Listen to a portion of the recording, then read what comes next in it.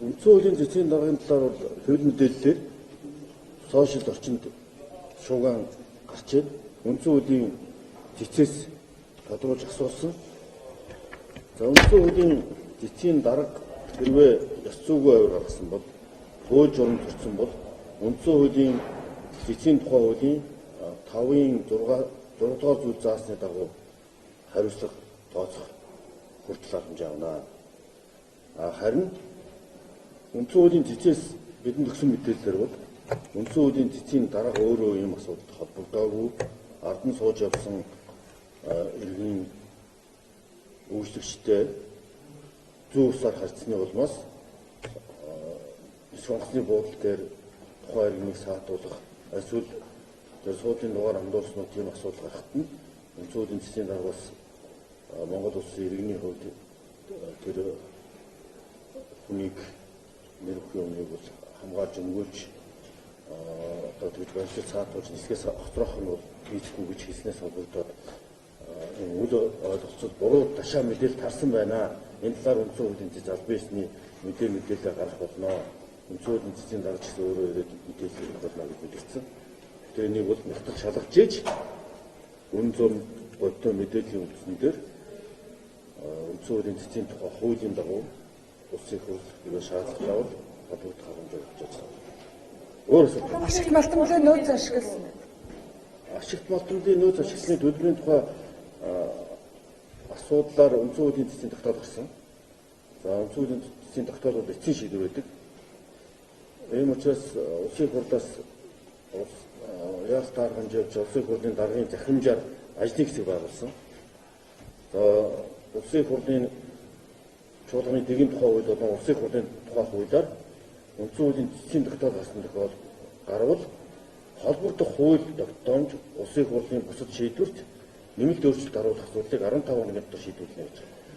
Тэгэхээр нэг талаас нь бол энэ 1.3 их найт төгрөг байна уу? Төсвийн орлого тасах асуудлыг гаргахгүйгээр журмын тухай хуулиар өдөө шийдэлтийн хуулиар журмын тухай хуулиар дааж бүтэх журмын тухай хууль болон ашигт малтмын хууль нэмэлт өөрчлөлт оруулах тухай хууль өөрчлөлт оруулсан хуулийг 42-гийн 1-ийг өөрчлөлт засаар шинжилээд давхардуулсан гэж буруу зүрх ойлгох гараад байгаа асуудлыг зэгцлэхээр хуулийн төслийг босоод ажлын хэсэг ажиллаж байна. Сангийн яамныхан ажиллаж байна. Энийг бол ойрын хугацаанд улсын хурлаар зэгцэл шийдвэрлэнэ. Ийм учраас төсвийн орлого тасрах татвар завшигдах энэ нөхцөл байдал үүсэхгүй ажиллах болцоо бий. Гагцгүй энэ бол зэцгийн тогтоолоос үзэхээр засгийн газрын гаргасан захирамж тогтоол засгийн газрын тогтоолоор батлагдсан тэр татварыг давхардуулан оногдуулахгүй байх тухай нүүрс зэс бус ашигт малтмалд ашигт малтмалын нөөц ашиглалтын төлбөрийг хурааж авах оногдуулах журмын тухай тэр журмуудыг захиргааны актын дагуу захиргааны ерхий хуулийн дагуу захиргааны хэмжээ тогтоох актад бүртгүүлээгүйгээс тусан байна гэсэн тогтоол заасан байдаг. Энийг бол засгийн газрын зарчууд гэсэн зөрчил хуулийн байхгүй болоод энэ асуудлыг шийдэх болцоотой гэсэн хуулийн гарцыг манай хуульчид сангийн яамыг үзэж гаргаад ажлын хэсэг гаргаж ажиллаж байгаа. Ийм учраас ашигт малтмын нөөц ашигласны төлбөрөөс аливаа аж ахуй нэгж завших төлөхгүй өнгөрөх энэ нөхцөл байдал үүсэхгүй гэж байна. Тэгээ үнэхээр давхардлууд байсан юм уу? Тухайлх юм бол одоо нүүрсийг эцсийн цэцэмжигчээс гадна тээвэрлсэн, угаасан, боловсруулсан тохиолдолд ингээд нэмсээр хагаад 15% давхар одоо давтар оногдуулаад байна гэж үзээд өнөөдөр ийм шийдвэр гаргаж байна. Эцсийн тогтоолыг бол улсын хурлын даргын хувьд зарчмын хувьд бол одоо үгүйсэх боломжгүй байна. Гэхдээ ашигт малтмын тухай хуулийн 47-гийн 7-д нь давхардуулахгүй гэж заасан. Журмаа зохицуулах болцоотой гэж үзэж байна. 47-гийн 1 тул яг зөвхөн ашигт малтмын лиценз эзэмшигч ашигт малтмын амнаас буюу ашигт малтмын нөөц ашиглалтын төлбөр төлдөг байсан бол ачуулсан, боловсруулсан гэдэг тохиол болгонд хоёр салаа утгатай юмыг тайлбарлаад байдаг шүү дээ. Хоёр талаас нь тайлбарлаад хуулийн зөрчил үүссэн. Тэрнийг журмаар тайлбарласныг бол захиргааны актын захиргааны хэм хэмжээ тогтоох акт бүртгүүлэг өгсөн шалтгаан шалтгаануудаар юм эцсийн дүгнэлт тогтоолгосон байна гэж бодож байна. Өөр асуулт байна. Баатрын хэлээд байгаа шиг үнэхээр одоо 1.3 их найдаар улсын төсөв тасархад хүрж байна гэдэг ийм тоо хэлээд байгаа. Тэгэхээр уул уурхай нөгөө талдаа өөр бодлоготой яриад байгаа. Тэгээ энэ хоёр яам бол яг энэ амнаас дээр өөр бодлого бариад байгаа учраас эцэст нь одоо магадгүй цэцтэр хамгаалж чадсангүй гэж хараад байна да. Яаралтай яаж засварлах зүгээр гарцсан та түрүү. Тэгэхээр би тэр маргаан бол салбарын болон төсвийн орлого бүрдүүлэх зарчмын зөрүүтэй санал бодлын зөрөлдөөнүүд байхыг үүсэхгүй. Гэхдээ төсвийн орлого бол 1.3 их найдаар таслахгүйгээр хуулийн өөрчлөлтийг нэгдэх гаргалгааг нэгээд ажлын хэсэг байгуулаад шийдвэрийг гаргаад 7 хоногоос шийдчихлэхэд төлөвлөж энэ шийдвэрт болцоотой. Ер нь ашигт малтуудын нөөц ашиглахын төлбөр төлөвлөхгүй болчих юм бол 1.3 их найдын найд төгрөгөөр төсвийн орлого таслах эрсдлүүд бий. Гэхдээ энэ төсвийн тогтоолыг бол огт авахгүй бай гэсэн үг биш. Давхардуулж байгаа зүйл залруулаа гэсэн хууль зүйн хэм хэмжээг нэг мөр санал зөвлөмгүй ойлгоо гэсэн. Ерөнхийдөө энэ үрээр засалруулах болцоод. Ерөнхийлөгчийн хамгаалын газрын төвөөр дараагаас тэгж мэдээлж илээ л да. Өмнөд урд хөршөөс одоо хятадууд импортоор авдаг хүмүүсийн зарим нэг хүмүүсийн одоо тийм ашиг сонирхлоор ийм одоо хууль оруулж ирээд баталчлаа гэдэг зүйл ярьж байсан. Тийм ашиг сонирхол байх магадлалтай.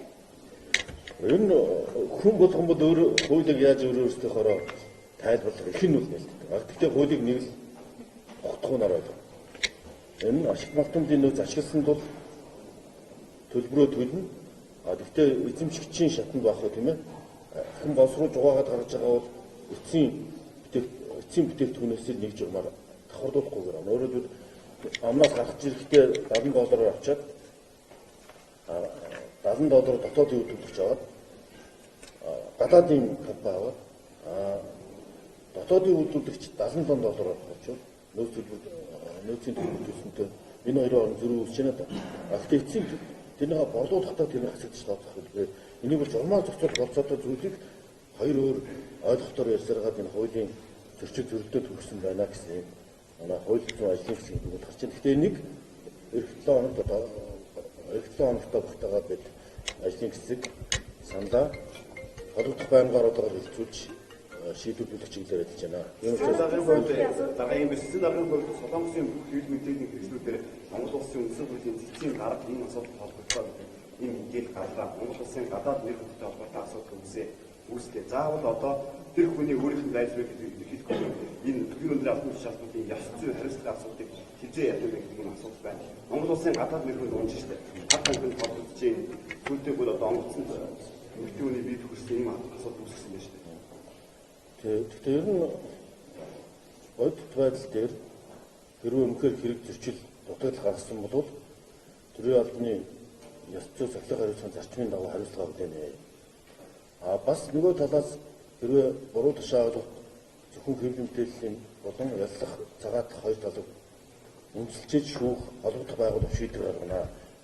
Энийг ганц талын мэдээлэл шийддэг асуудал биш. Гэхдээ өнөхөр зөрчил гаргасан бол шийднэ гэж байна. Бас тэр бодлоо тушаа мэдээлэл фейк ньюс гэж дэлхийд дээр одоо бий болоод байгааг бас үгүйсэх арга байхгүй. Тийм учраас асуудал дуусах байна.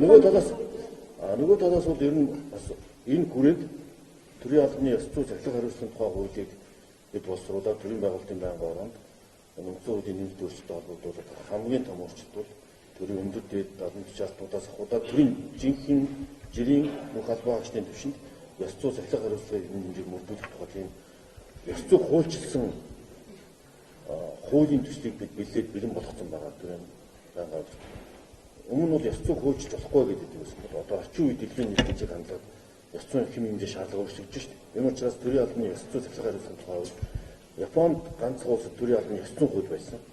Ийм учраас Японы сайд дарга нар өөрсдөө гарч ирээд өөрчлөлт болгож байгаа. Энэ ч хуулинд нь байдаг байхгүй. Тэрнийг хамгаалж чадахгүй л өөрөөх зохистой хариуцлага гэсэн. Ийм учраас энийг төрийн албаны ёс зүйн хууль Германд төрийн албаны сахилгын хариуцлага энэ хоёрын хуулийг судлаад төрийн албаны ёс зүй сахилгын хариуцлагын тухай хуулийг улсын хурлын дарганы захирамжаар боловсруулаад бэлдээд энийг засгийн газарт бид ажиллаж байхдаа боловсруулж удирдлагын актын Япон, Германы туршлагыг судалж нэлээд нарийн чанд боловсруулсан хууль. Энүүгээр ёс зүй сахилгын хариуцлагыг цоо шинжилнэ гараад явж байгаа. Манай Монголын зөвхөн төрийн албаны шатанд биш бүх төвшөнд бүх салбарт сэтгүүл зүйн салбарыг ч оруулаад ёс зүй сахилга хариуцлагын асуудал бас нэг бидний маш том сул тал асуудал болж байна. Тийм учраас эхний ээж төрийн албаны ёс зүйн сахилга хариуцлага ингэж Яран яанаас мэдээлэл авах юм. Мэдээлэл үзүүлэлт хэвчээ өөрсдөө хамгаалсан тайлбар биш үү? Нэг тийм болсон тайлбар. Тэгээ энэ талаар бүх талын мэдээллийг Солонгос дугаалчин сайдын яам манай холбогдох байгууллагууд энэний нисхийн шугамарч гэсэн тодорхой хөгжлийг өгсөн байна. Тодорхой мэдээлэл гаргах байгууллагууд Бүгд найрамд хотод улсын 800 орчим иргэн Монгол улсад хууль зөрчил үйл ажиллагаа явуулсан. Энэ асуудал үндэсний аюулгүй байдал нөлөөлөх хэмжээний ноцтой асуудал гэсэн тайлбарыг зарим хүмүүс өгч байна. Энэ дөр улсын хурал ер нь одоо тэр бие залгасан хүмүүс гэдэг юм энийг хянаж шалгаж явах хэрэгтэй улсууд хариуцлага таах ямар үйл ажиллагаа юм хэрэгт бол.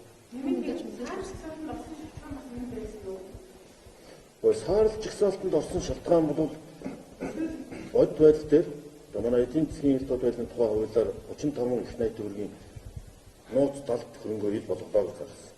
35 их найт төгрөг гэдэг бол манай улсын дотоодын нийт бүтээгдэхүүнээс бараг 2 дахин их хэмжээний мөнгө далд байдаг болсон байна. Тэр нь ил гарч ирэхгүй ингээд ийм хар тамхи нисэх онгоцны юу хориотой уцад гарсан гэхэд олон энэ батлагдаагүй мэдээлэл гаргаад байгаа Монгол улсын талаарх гадаад ертөнцийн ойлголт бол энийг аимшигтай их мөнгө талд нууцсан. Тэр нь ингээд зэвсгийн 8 хар тамхи хэмтэр хийгээд байдаг энэ дэлхийн улсууд чиг ийм саарл улс юм байна гэсэн ойлголтыг өгсөн. Энэ талдаа нэг талдаа бол бас бидний анхааралтай зайлшгүй шаардлагатай шүү хууль засаглал энэ офшор энэ банк санхүүгийн системтэй засаалуулах маш олон зүйлийг нөгөө талдаа бас бодиттой хийсвэр ойлгож бас байна. Харин энэ 800 иргэнтэй холбоотой асуудал бол мөнгө угаах асуудал. Холбоотой гэж үзэж байгаа. Ийм олон улсын хэрэг ондоо мөнгүүдийг ашиглаж хийгдэж байж болзошгүй эрсдлийг тасан зогсоох зорилгоор бид зөвлөлийн төвшин энийг чангатгсан нь бол бас энэ хэрэг илрүүлэхэд том төлөвцөгсөн манай тусгай албад сайн ажиллаж эхнээс нь хяналт тавьж ажилласан. Энд эхний ээлжинд хариуцлага тооцох ёстой албан тушаалтнууд бол хэлэг айлаар тэр 1000 компьютер 100000 гар утсыг илрүүлж чадаагүй нэвтрүүлсэн асуудал. За тэр энэ иргэд маань өөрсдөө визэд мэдүүлсэн аял жуулчлалын хүндсэн зорилгоороос өөр хазаасан ийм үйл ажиллагаа явуулж байгаа нь бол энийг албадан гарах улам бусад хууль эрх зүйн арга хэмжээ авах шаардлагыг бий болгосон. Ер нь бол гадаад ертөнцтэй харилцаандаа бид дээр дооргүй бас хэвлэмдэл маань ч гэсэн энэ олон улсын харилцааны асуудалд онцгой анхаарч ажиллах ёстойг бас энэ саарл жигсаалтын хар жишээ бидэнд тод сануулж байна. За анхаалтад орсон асуудал Жидүүгийн асуудал 60 тэрбумын асуудлаар буруутгах давчиглал 60 тэрбумын хэрэгээ үлдээнээр жидүү авсан гишүүд ер нь хариуцлага хүлээх үү? Ер нь энэ улсын их хурлын төвшөнд маш олон өөрчлөлтүүд хийгдэж байгаа. Энэ жидүүгийн асуудал бол өнгөрсөн 27 жил богшиж ирсэн эдээ бэр байсан нь бол ил тод болсон. Энэ дээр холбогдох хариуцлага сахилгын асуудал яригдаад шийдэгдэж ёс зүйн сахилга хариуцлага хүлээгдэж улсын их хурлын түвшинд бол шаардлагатай хэмжээнд авч ажиллана. Ер нь түүнээс гадна энэ тусгай сангуудыг зэгцлэх, энэ тусгай сангуудаас хөдлөм өргөлтийг дэмжихсэн бусад сангууд одоо ямар сахилга хариуцлагагүй ар өврийн хаалгаар дэг журмгүй явж ирсэн энэ тендерийн хуулийн бүх юмыг чинь зэгцлэх гэж одоо ажиллаж штэ.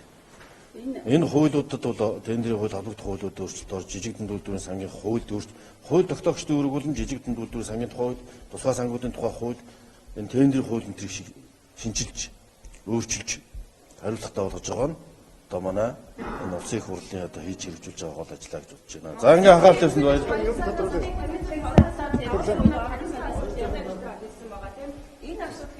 засгийн газрын төвшөнд хариуцлага асуудал багш. За баяр цаах Монгол ер нь бол яг Монгол улсад 530 гаруй банк санхүүгийн байгууллага 2000 гаруй хадгаламж зээлийн хоршоодын мөнгөн гүйлгээ хадгаламжийн энэ ажил бас хараа хяналт цол байна гэсэн асуудал бол энэ саарл жагсаалтанд ороход нэг яригдсэн зүйлээ.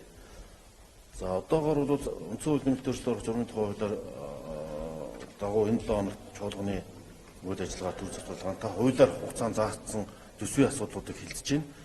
Эдийн засгийн байнгын ороогоор хууль зохицуулах хараан дарга Монгол банкны ерөнхийлөгчийн асуудлыг хилцэж шийдвэрлэхийг чиглэл болгосон байгаа. Өөрсдөө энэ хуулийн байгаа сэтгүүлчдийн цагаас асуудал яригдж байгаад ард нь яагаад энэ сэтгүүлчдийн одоо ингэж боомлоод байгаа юм бэ? Танай намайг Цагаан цагаас асуудлыг тэр даруй хэмжээ. банкны орны даргыг олгочлаа шээ. Эндээр яг ингээд орны та бүхнийг элдэж байгаа асуудлууд Хууль зүйн байнгын ороо одоо тэндэр чи их хурл харин тагин чагнажсэн байна гэдэг чинь их хурлын хууль зүйн байнгын ороо эд болгож энэ талаар чинь та нарын их шиг хамгаалах хэрэгтэй. Хаанаа тавьсан. За анхаарал тавьсанд баярлалаа.